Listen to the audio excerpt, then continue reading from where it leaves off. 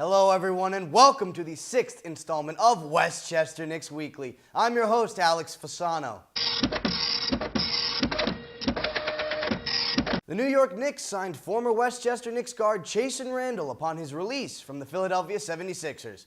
Since Westchester held his NBA Development League rights, the signing technically makes him the 28th Gatorade call-up of the 2016-2017 NBA D-League season. Randle appeared in 19 games for Westchester before receiving his first call-up from Philadelphia in early January. During those 19 games, Randle emerged as one of the top players in the league, averaging 21 points, 4 rebounds, and 3 assists over 32 minutes per game. He was named the NBA D-League Performer of the Week in mid-December, becoming the only Knicks player to receive the honor this season, and the second ever in franchise history. Westchester was in action on both Saturday and Sunday at the County Center. The Knicks were handed a tough loss to the Greensboro Swarm, but finished the weekend strong with a win over the Erie Bayhawks. They fell to the Swarm 105-94, and in the redeeming victory, defeated Erie 101-91.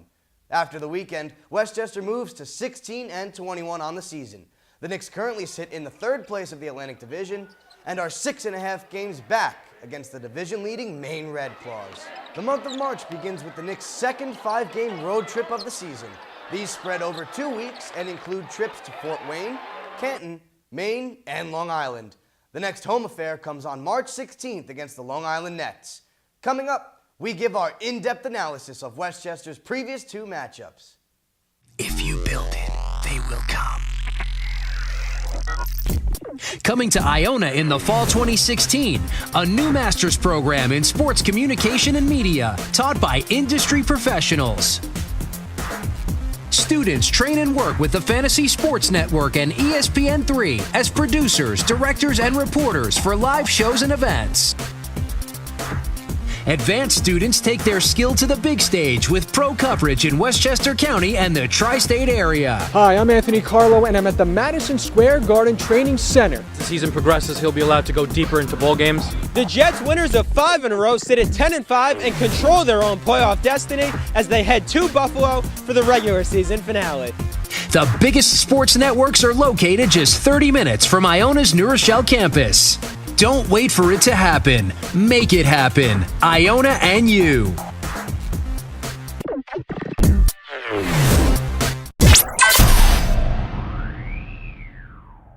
Hello and welcome back to Westchester Knicks Weekly. As always, I am joined by Ian Sacks. Ian, before we get into the previous 2 matchups, Chasson Randle back in the blue and orange, this time for New York. What are your thoughts? Well, I'm excited, and I think that this is a direct reaction to his time in Westchester. The Knicks saw that they had an opportunity to get him and wanted him back in the organization. I'm very happy for him playing in the big leagues. Always nice to see a familiar face return to the County Center, this time in the Garden. But returning to the County Center, another familiar face, we have Travis Trice. Oh, man, I remember watching him last season when he played with Jordan Baczynski and Jimmer Fredette.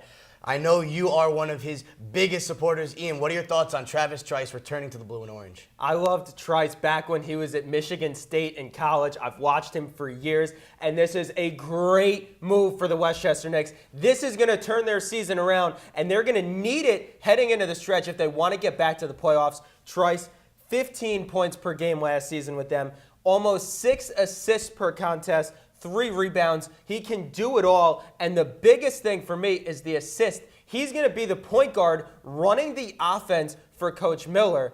The Knicks rank second to last in the D-League in assists. It's because they don't have a point guard, and now they do. It's Travis Trice. Travis Trice holds the single-game franchise record for assists with 14, so hopefully we'll see Westchester assisting their record that is in dire help of something. So let's get right into it. The 2 games this past weekend, Greensboro Swarm and Erie Bayhawks.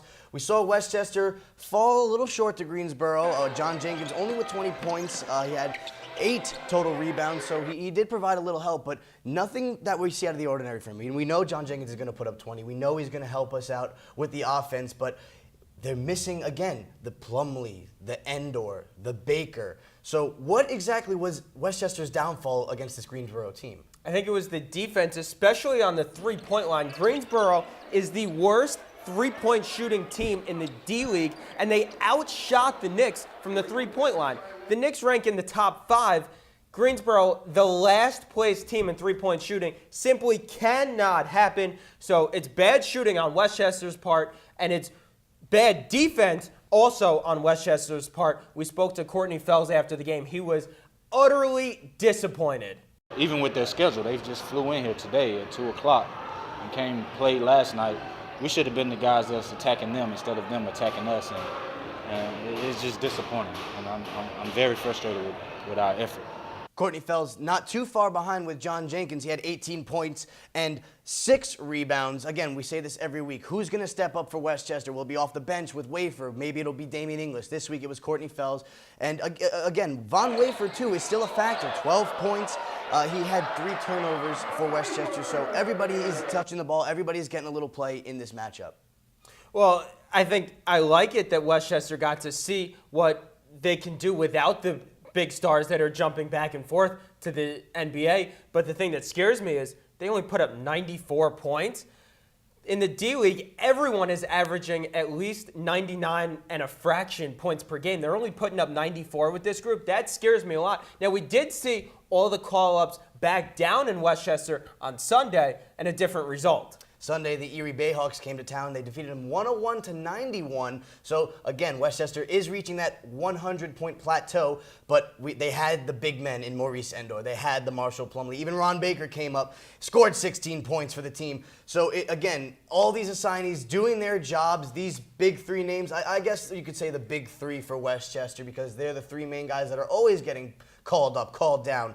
Marshall Plumlee with 15 points, Endor with 9, so they all combined total for a little over 30 points, and it's great that these big men can really help out this Westchester team. What I'm happy about is that Westchester got a win in a much-needed scenario, a much-needed win scenario, in that they were playing a team well behind them in the standings. They have to win that game. The thing that scares me going forward, though, is that they relied too much on the guys that bounce back and forth between the NBA and the D-League. What are they going to do when they don't have them? It's going to be very similar to the Greensboro game. So happy for Westchester that they were able to get that win, and very important that they got it. But going forward, they can't rely so heavily on the guys that jump back and forth. Reliance is not the key, considering they have a 5-game road trip for their next couple of matchups. They're heading to Fort Wayne to play the Mad Ants, Canton to play the Charge, and 2 games against the division-leading Maine Red Claws.